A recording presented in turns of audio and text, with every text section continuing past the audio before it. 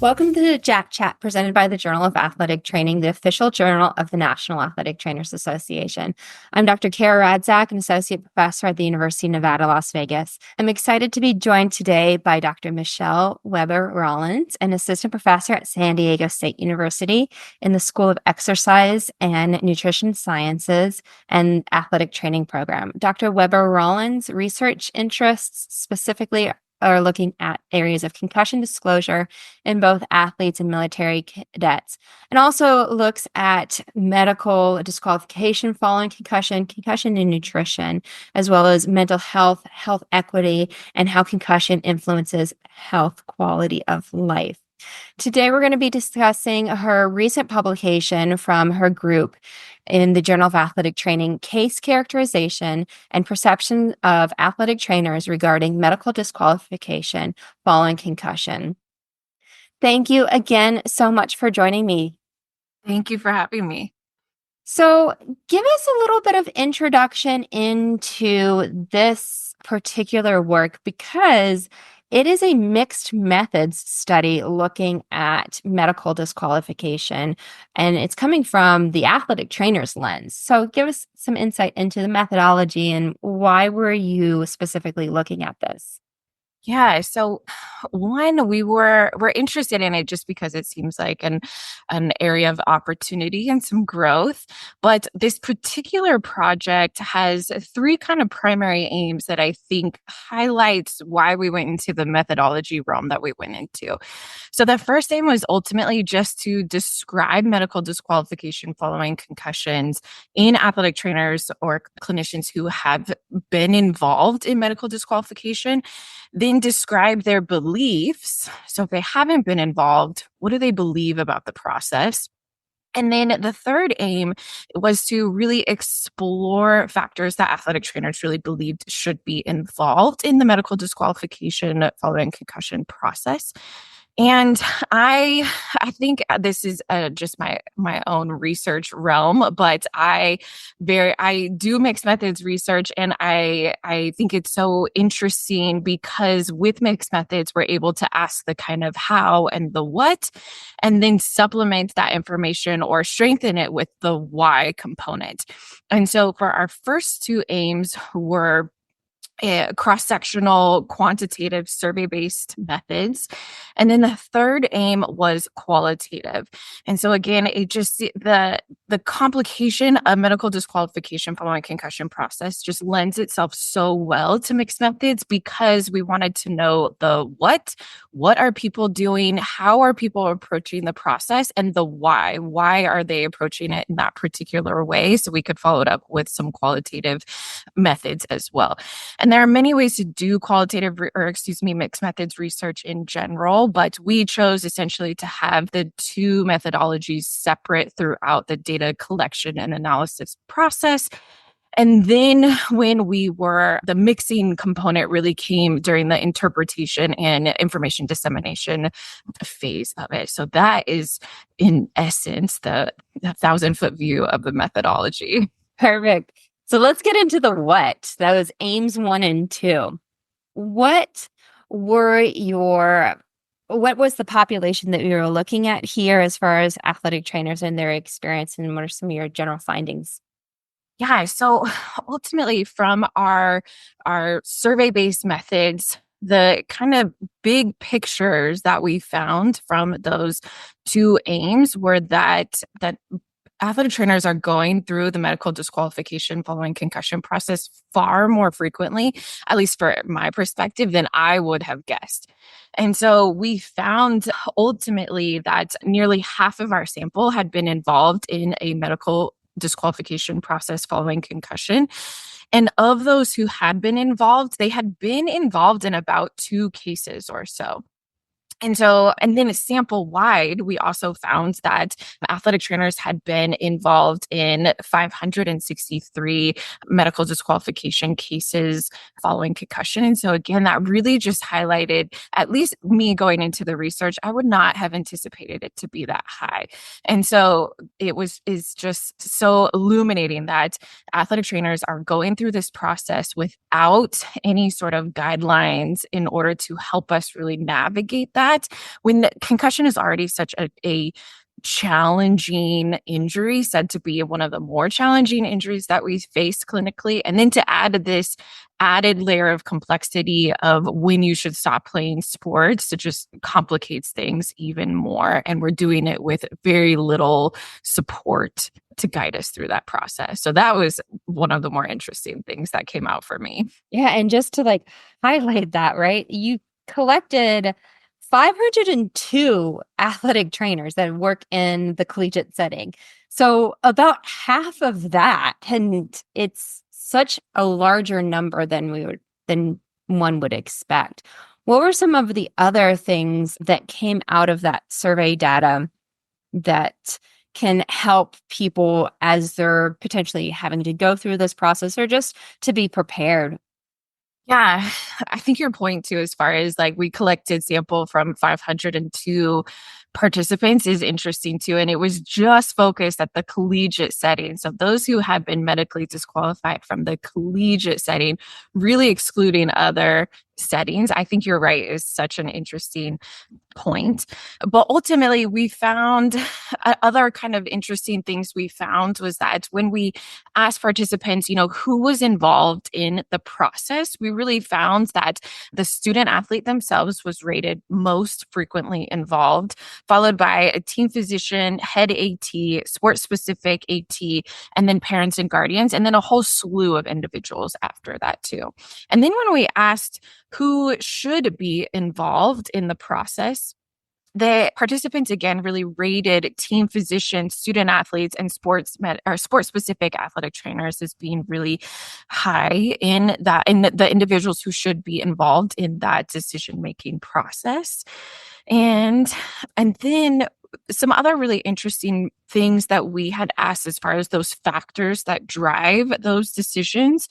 From our survey-based results, we had found that athletic trainers really perceived concussion history as being a huge driving factor, followed by long-term health, the medical professionals' opinions and recommendation, and then long-term health-related quality of life too. And that is really kind of what popped out from those survey-based findings. One of the things that you guys did that was unique and I think really beneficial is you not only asked what the athletic trainers believed should be considered when making that medical disqualification decision, and then you also had them rank order them. And so one of the things that jumped out to me was the difference between how many people were reporting that parents and guardians preference be a consideration versus where that showed up in the rank order. Can you take me through some of that insight? Because you've got, I mean, the percentage was 21.9% said that they believed the parents and guardians should be considered when their preference should be considered when making that medical disqualification, but it showed up in the rank order higher. It did, yeah. So it was kind of interesting. And so how I kind of approached these was that, yes, athletic trainers perceived that parents and guardians should be involved in the process. But what kind of the individuals that kind of came before them, though, were the student athlete themselves, healthcare professionals, and then kind of parents and guardians.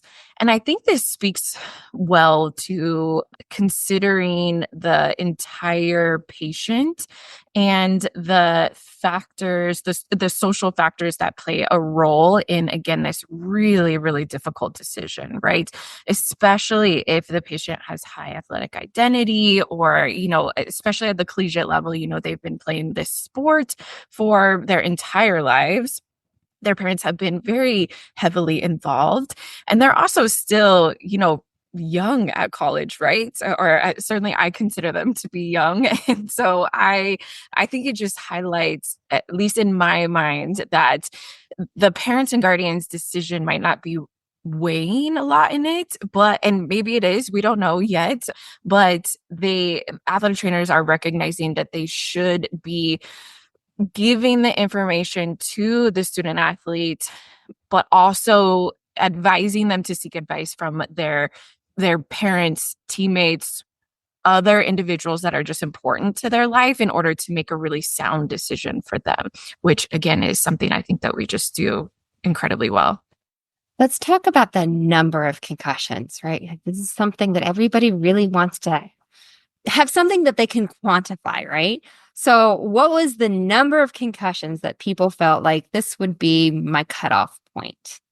Yeah, so these was also some really interesting findings too. So ultimately, the athletic trainers in our study who answered the item ultimately believed that 5 concussions were too many before medical disqualification should be considered. And then in actual practice, the ATs who had been involved in an MDQ case had said that on average, the patient had a kind of that same about 4 to 5 concussions before they went the medical disqualification route. And so it's just so fascinating to me too, as far as yeah, wanting to put a number on that. And so 5 kind of seemed to be it. But I should, expand on that too, as far as in our some of the other evidence. I think a lot of us have heard about this 3-strike rule, right? And so in diving into the literature, we found that the 3-strike rule came from a physician from a long time ago, but really it is highlighted that this 3-strike rule of 3 concussions is not based in empirical evidence and really only on expertise opinion. And so it's just fascinating that, and in some of our qualitative work too, we found that kind of maybe that 3 was when the clinician kind of recognized like, ooh, this is kind of, we're getting up here, these are starting to be, a bit, and maybe this is when we should start kind of planting that seed of conversation of, look, you've had 3 concussions. Let's see how this one goes. And maybe we need to start thinking about some medical disqualification or retirement from sport. And so it was good in that, clinicians are really using so many other factors that are helping to drive that decision, partly because, we know that a lot of people are not always very truthful in their concussion disclosure and how many concussions they have ever had, especially because I think this 3-strike rule is known and embedded within the sport culture, like it's 3 strikes, you're out, right? Like there's a lot of threes that we have that come up. And athletes know that if I have 3, then things start to go downhill and I might not be able to play my sport. And so a lot of times within our findings, the clinicians really talked about, I keep 3 maybe in the back of my mind, but it certainly is not the end all be all. And that's when I start really starting to have the conversations and look at the patient holistically in their healing process in order to see if maybe this is something we should start to pursue. And which showed up then in our quantitative findings as well, with getting closer to that 5 number. This is where the mixed methods piece comes in really nicely, right? And I think one of the things that was so interesting is seeing both in the quantitative and the qualitative, the 3 coming up, the number coming up, and then also how from both sides, both the AT and the athletes know the 3, right? One of your sub themes was that disclosure, and one of your participants, they specifically mentioned that the athlete would tell that they'll freak out if I have to say 3 or more. So I'm not going to tell them about the third one based upon this 1953 publication of this 3-strike rule. What were some of the other things that you guys found with the qualitative aspect of helping something that could be a little bit more measurable? You had some stuff that came out in your sub themes that are what one would consider measurable. Yeah. So within the measurability aspect of it within our qualitative findings, we found 3 primary sub-findings of that. Of participants were also describing that they would also consider symptom severity, length of recovery, and academics too. And to me, this really just highlights that athletic trainers are following those best practices. So ultimately, really thinking about if the patient still has symptoms, and with that symptom severity, or if they're just not able to recover in a way that allows them to complete not only their sport but also activities outside of their sport in a appropriate length. And if they aren't able to complete academics, then that is a signal to them that they maybe shouldn't be playing their sport, especially given the length of recovery. Because we had participants say that, I think about them if they were to sustain one more and be out of school or their sport, for 4 to 5 or 3 to 5 or whatever the time frame was, additional more months. How does that put them? Does that put them even more behind academically, or what is that going to do to their health related quality of life, or how is that just going to influence the patient?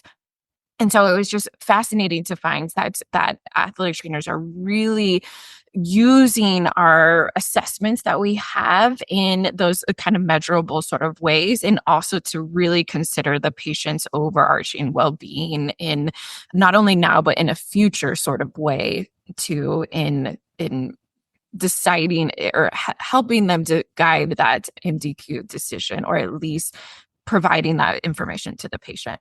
Tell us how that long-term patient was considered. Yeah, so the within our qualitative findings and quantitative too, athletic trainers really just took into consideration that, just like we described, that those long-term health consequences that could come from having concussions, not even the amount of concussions, but just even having one, and looking at their overarching brain health.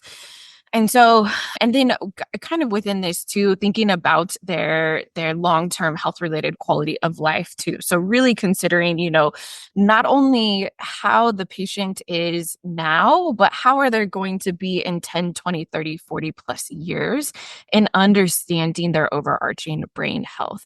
And when I think about disclosure and concussion education, I always kind of am a huge advocate that, in our profession in athletic training, we are the perfect people to have these conversations with our patients, in recognizing the strengths and weaknesses of the literature, the state of the literature about the health consequences following concussion, and really help the patient dive into, the goods and the bads, and just the information, and be just a huge resource in having these really open and honest conversations about concussion health consequences. And especially then as we get into the realm of medical disqualification too, really having multiple and frequent conversations and open conversations, really disseminating the information so that the patient can really be able to make the best choice for them. So, based upon what you guys found in this project and also the existing literature, what are some factors that should be considered when evaluating the need for a medical disqualification following concussion? Yeah, so within the literature and our findings, we really kind of offer these 8 factors.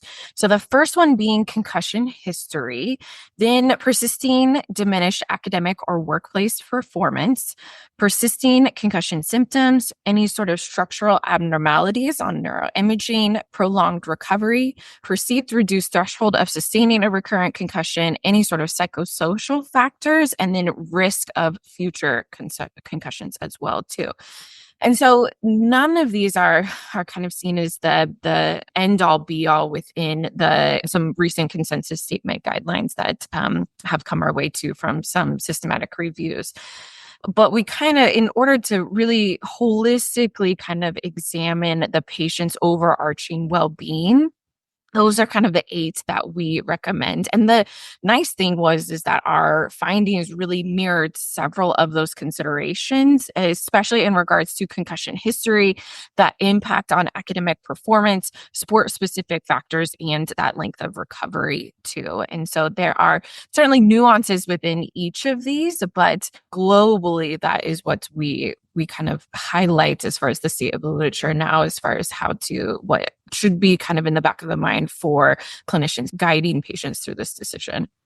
As we kind of close up here, what would be the one thing that you would hope athletic trainers and other clinicians would take away from this project? That is a great question. I think partly from a research standpoint. You know you're in the right field when you do this research and it's really exciting in a very nerdy sort of way. So I feel excited about where we are headed in this space.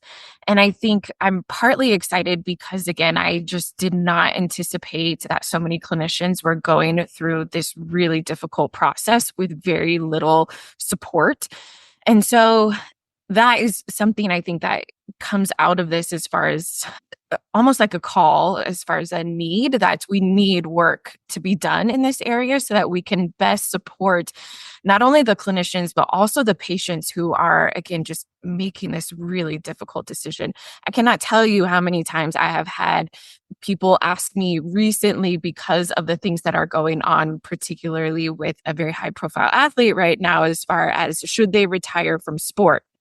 And, when I approach that, it's always like, I'm not their healthcare professional. I don't know. I don't have their entire medical record. I don't know. But ultimately, we really just have these factors that should be weighing in, but we have nothing that is, those absolutes or not as sound of evidence as we'd like in order to help guide this decision.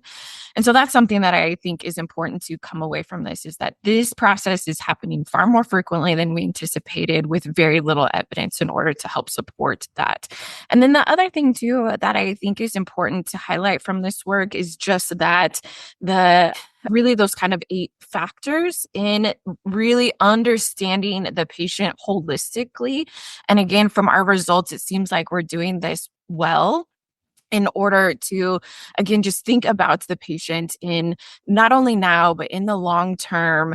And the other thing I think that we are just so well suited to is to how we can also, once the decision has been made to that sport participation is maybe no longer the best, how we can help them transition out of their sport too and get them into other avenues in which they can keep their physical activity.